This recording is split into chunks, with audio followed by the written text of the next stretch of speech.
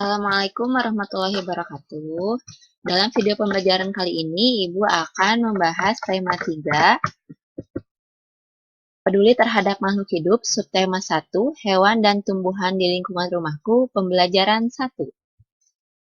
Setelah kalian mempelajari video pembelajaran ini, Ibu harapkan kalian mampu membuat daftar pertanyaan untuk persiapan wawancara dengan tepat, mampu membuat pertanyaan tertulis menggunakan kosakata baku dan kalimat efektif untuk persiapan wawancara dengan benar, mampu mengidentifikasi masalah-masalah keseimbangan lingkungan dengan tepat, mampu melakukan identifikasi masalah keseimbangan lingkungan dengan tepat, mampu mengidentifikasi karakteristik dataran tinggi, dataran rendah, dan pantai, serta pemanfaatan sumber daya alamnya bagi kesejahteraan masyarakat dengan tepat.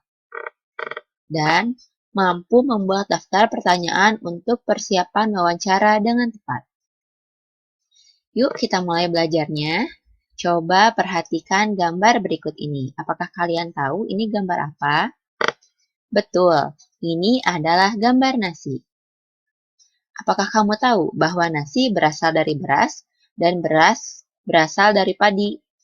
Jika kalian belum tahu, mari kita mengenal padi dulu. Di sini ada teks mengenai pertumbuhan padi. Ibu akan bacakan teksnya. Padi adalah tanaman yang sangat penting di Indonesia. Padi menghasilkan beras. Banyak penduduk Indonesia yang mengonsumsinya. Padi dapat tumbuh di daerah panas dengan curah hujan tinggi. Daerah utama penghasil padi adalah Jawa Barat, Jawa Timur, Jawa Tengah, Sulawesi Selatan, dan Sumatera Utara. Karawang, Jawa Barat dikenal sebagai lumbung padi nasional. Pertumbuhan padi dibagi menjadi 3 tahap besar.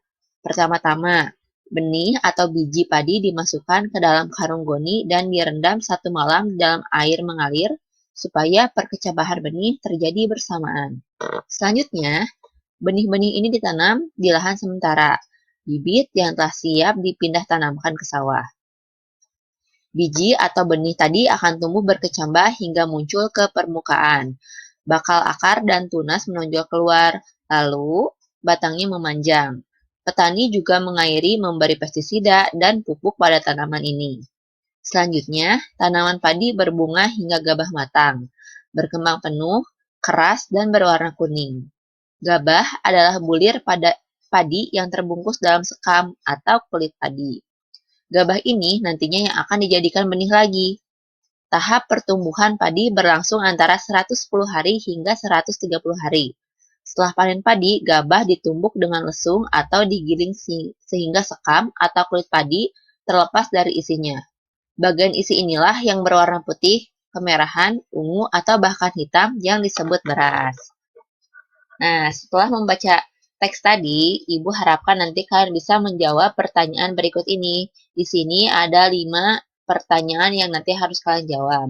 Ibu akan berikan 1 contoh jawabannya. Apa isi bacaan di atas? Bacaan di atas menjelaskan mengenai tahap pertumbuhan padi. Nah, Indonesia memiliki beragam tumbuhan yang dapat dimanfaatkan sebagai makanan pokok. Selain beras atau padi, sagu dan singkong adalah beberapa di antaranya. Di daerahmu juga pasti banyak tumbuhan yang dapat dimanfaatkan. Misalnya ada mangga, pisang, seledri, tebu, atau yang lainnya. Nanti Ibu harapkan kalian dapat membuat pertanyaan mengenai salah satu makanan pokok selain beras atau padi ini ya. Nah, sekarang kita lihat bagaimana setelah tadi kan membaca teks mengenai pertumbuhan padi, sekarang kita membuat diagram pertumbuhan padi. Di sini Ibu berikan contoh 1. Nanti kalian silahkan gambar, lalu jelaskan prosesnya. Nih, pertama-tama direndam 1 malam di dalam air, kemudian ditanam di lahan sementara. Yang kedua, bagaimana nih selanjutnya prosesnya? Dan proses yang ketiga.